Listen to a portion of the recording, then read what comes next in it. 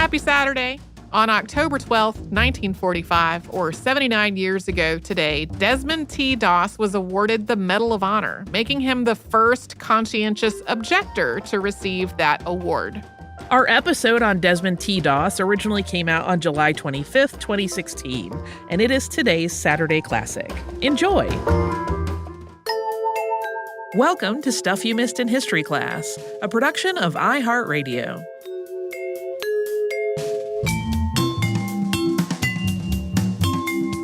Hello, and welcome to the podcast. I'm Tracy V. Wilson. And I'm Holly Fry. We pretty recently did 2 episodes on Bayard Rustin, and in those episodes, we talked a little bit about conscience objection to military service. Bayard Rustin was a Quaker, and because he was a pacifist, his conscience objection to war also evolved to include an objection to conscripting people into the military. So at one point, he had actually registered as a conscientious objector, which meant that if he had been drafted, he could be assigned to alternate non-combat service. But after this evolution in his views, he instead rescinded his registration and went to federal prison instead. Some of the response that we got to that episode moved today's topic farther up ahead on my short list of subjects. My short list is like 50 things long. Yeah, my short list has a very similar number. It's short with the air quotes. It's a whole year worth of podcasts. So it moved this topic ahead in that short list.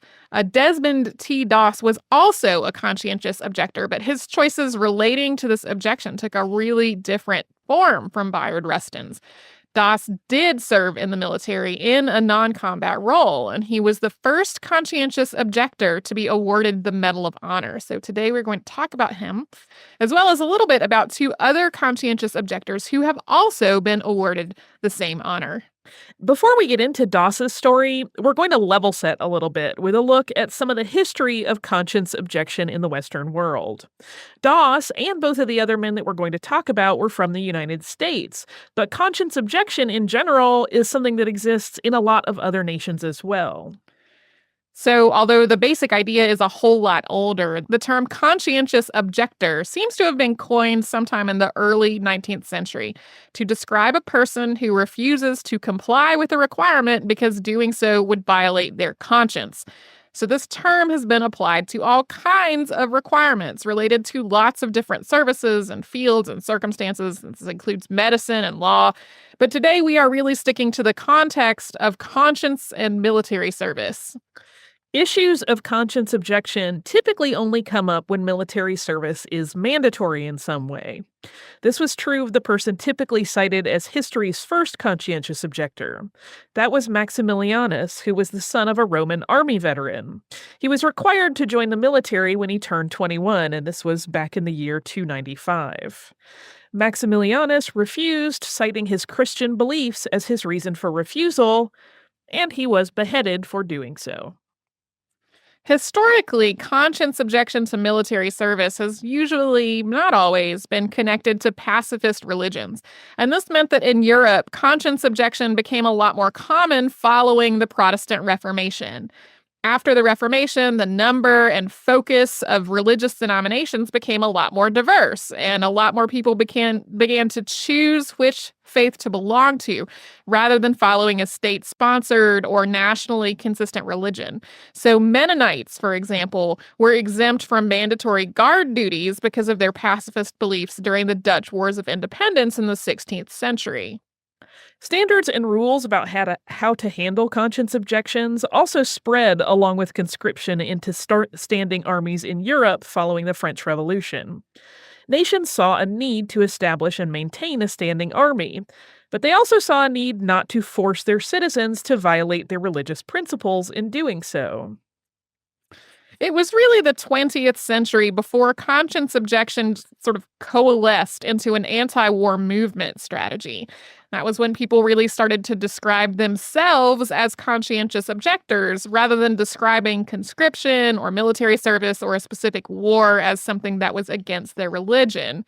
And the idea that someone could have a conscience objection to war personally without it being based in a very specific organized religion started to become more common around the First World War as well. And at the start of World War I, many European nations and the United States added specific conscience objection rules to their conscription policies, in part because of advocacy on the part of pacifist religious groups. When World War I ended, most, but not all, European nations ended their conscription programs, which temporarily tabled the issue of conscience objection.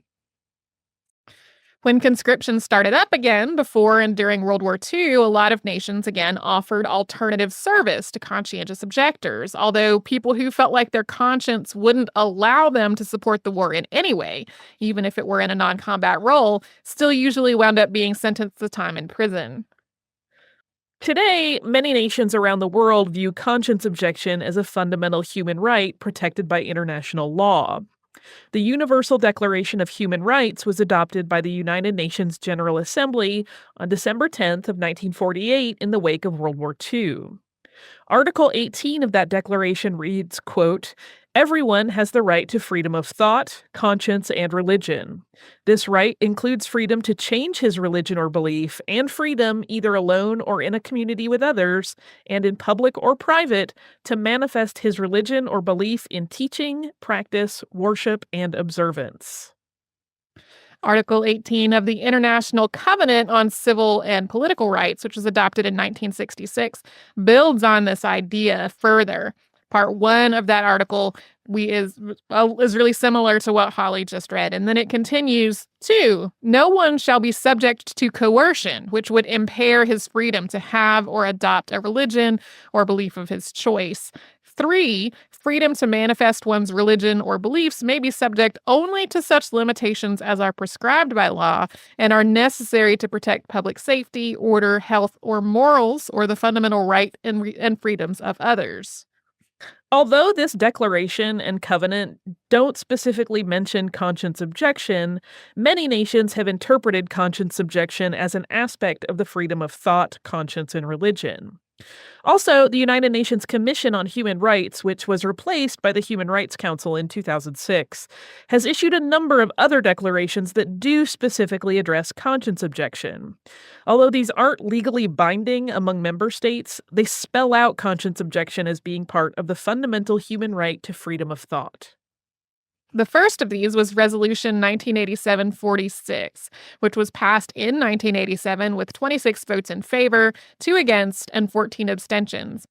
The following year, the Commission on Human Rights issued Resolution 1988-77, specifying that everyone has the right to conscience objection and calling on states that don't have conscience objection policies to develop them in a non-discriminatory way.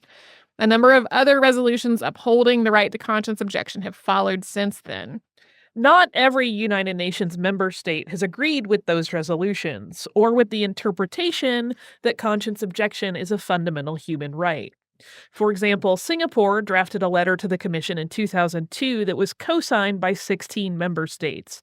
Those include Bangladesh, Botswana, China, Egypt, Eritrea, Iran, Iraq, Lebanon, Myanmar, Rwanda, Singapore, Sudan, Syria, Thailand, Tanzania, and Vietnam, stating that they, quote, do not recognize the universal applicability of conscientious objection to military service.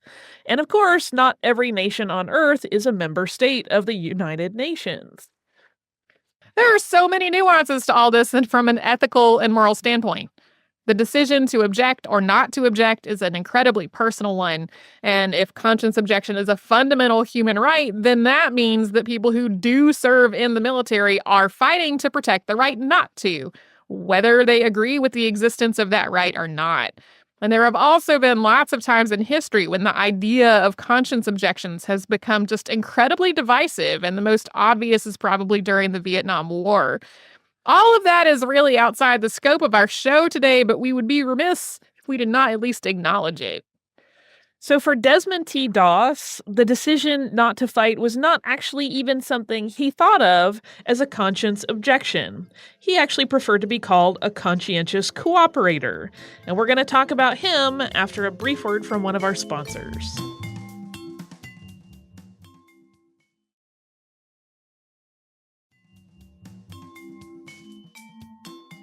Desmond T. Doss was born in Lynchburg, Virginia on February 7th, 1919. His mother worked in a shoe factory and his father was a carpenter, and their family were members of the Seventh-day Adventist Church. In their home, they had a framed poster that displayed the illustrated 10 Commandments and the Lord's Prayer. And the illustration of the sixth commandment of thou shalt not kill was of Cain having just killed his brother Abel from the book of Genesis. This image had an almost visceral impact on the young Desmond. He was appalled at the idea that one brother could murder another. And he also believed that bearing arms was a sin against God. In April of 1942, Doss enlisted in the Army for World War II. Although he was designated as a conscientious objector, he didn't actually have an objection to serving, as long as he didn't have to kill anyone or carry a weapon and could observe the Sabbath each Saturday. To reconcile his service with his faith, Doss became a medic. Being a medic would let him help people rather than harm them, and he didn't have an objection to doing actual medical work on Saturday since, in his words, quote, Christ healed on the Sabbath. Even so, Doss faced harassment and derision from his peers while they were in training. In addition to his religious refusal to carry a weapon or do non-medical work like participating in drills on Saturdays, he continued his practice of devotion and prayers. He was also a vegetarian for religious reasons. At one point, his commanding officer attempted to have him discharged from the Army on the grounds that he was mentally ill. Doss's response, quote, I'd be a very poor Christian if I accepted a discharge implying that I was mentally off because of my religion. In the end, though, Doss completed his training and was deployed with the 307th Infantry, 77th Infantry Division. He left for Guam in the summer of 1944, and he served as a medic both there and on the island of Leyte in the Philippines, earning the Bronze Star for his heroism. In the spring of 1945, Doss was part of the Battle of Okinawa, which stretched from April 1st to June 22nd of 1945 and pitted the U.S. and its allies against Japanese troops that were deeply entrenched in caves, tunnels, and other cover. Doss's unit was on the 400-foot-tall ridge at Maeda Escarpment when a Japanese force staged a counterattack on Saturday, May 5th of 1945. Doss was the only medic with them on the escarpment, and while some of the American force was able to retreat back down, a lot of the men who were wounded were stranded on top of this ridge and pinned down under fire from the Japanese force. Doss remained with the wounded men, and he rigged a sling to evacuate them one at a time down the face of a cliff using knots and techniques that he had learned as a youth when working in a flood rescue. He used a tree stump to anchor his sling. He loaded each wounded man into it, and he lowered them 35 feet to safety on a protected ledge below. He did this over and over while under fire until every man was down, and then he lowered himself. His commanding officer wanted to credit him with saving 100 men's lives that day. He said it was only more like 50, and they eventually compromised at 75. His heroic efforts to save people's lives did not stop there, though. He basically continued to rescue men from under fire repeatedly, including carrying people to safety while being fired upon for pretty much the whole next week. On May 12th, he was injured by a grenade and had multiple shrapnel injuries to his legs. Although another medic was nearby, Doss cared for his injuries himself for 5 hours rather than having the other medic risk his own safety and come to help. Then, when Doss was finally evacuated, he saw another soldier whose need he thought was greater, so he got off the litter he was being carried on and asked the medics to take care of that other man instead.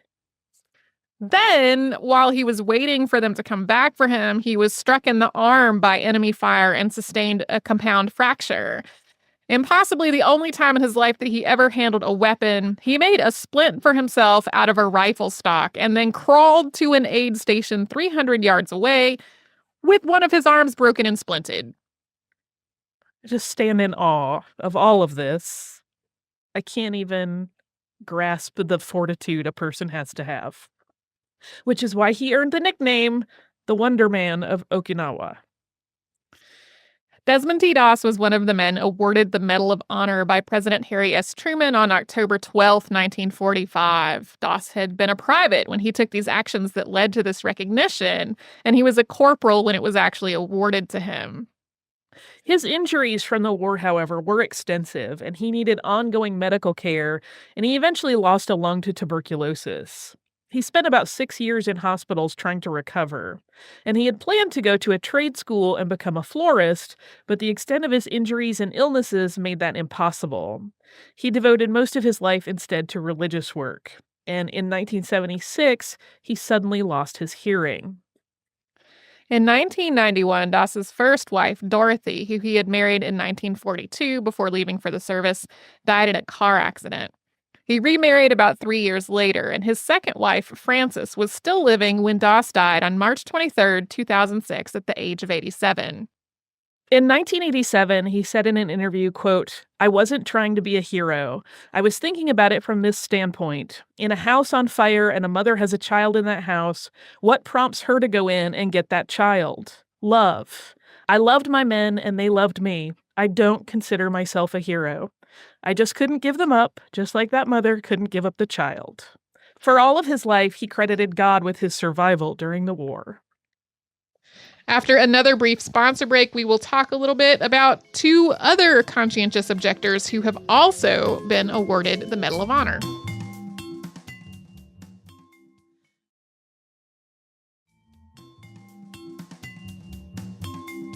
We spoke right before the break about two other conscientious objectors who have also been awarded the Medal of Honor, and both of them received that honor for work as medics in Vietnam.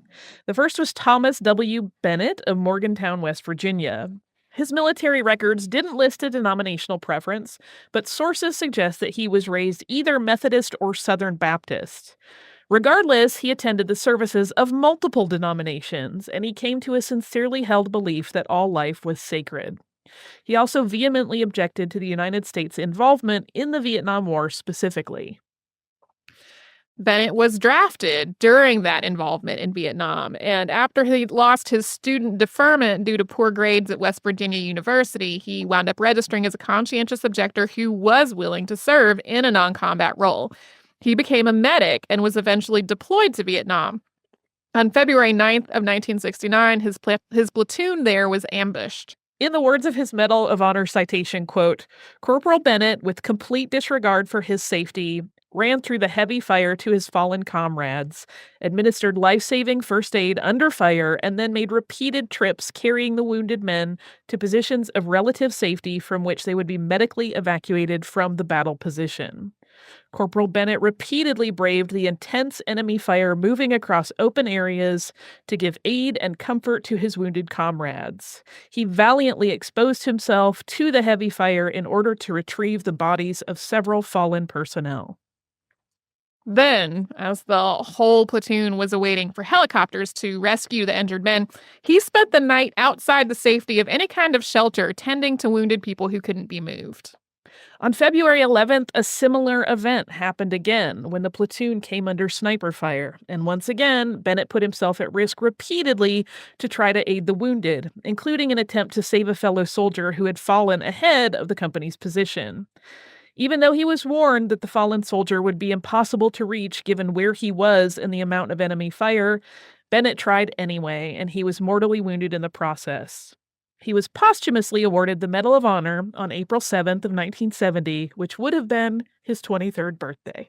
The third conscientious objector to be awarded the Medal of Honor was Specialist 4 Joseph G. LaPointe Jr., and there's not as much biographical information that's publicly available on him. Army records, though, identified him as a Baptist. On June 2nd of 1969, the patrol he was on fell under heavy enemy fire.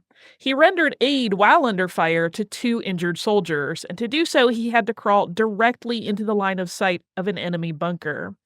He resorted to shielding the 2 fallen men with his own body, but all 3 were killed by an enemy grenade. In addition to his Medal of Honor, LaPointe was also posthumously awarded the Silver Star. He was survived by his wife Cindy and his son, also named Joseph, who was unfortunately born after his father's death. And that's a little bit about conscience objection and conscientious objectors.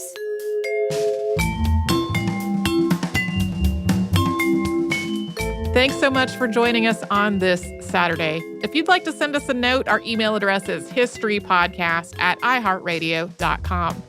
And you can subscribe to the show on the iHeartRadio app, Apple Podcasts, or wherever you listen to your favorite shows.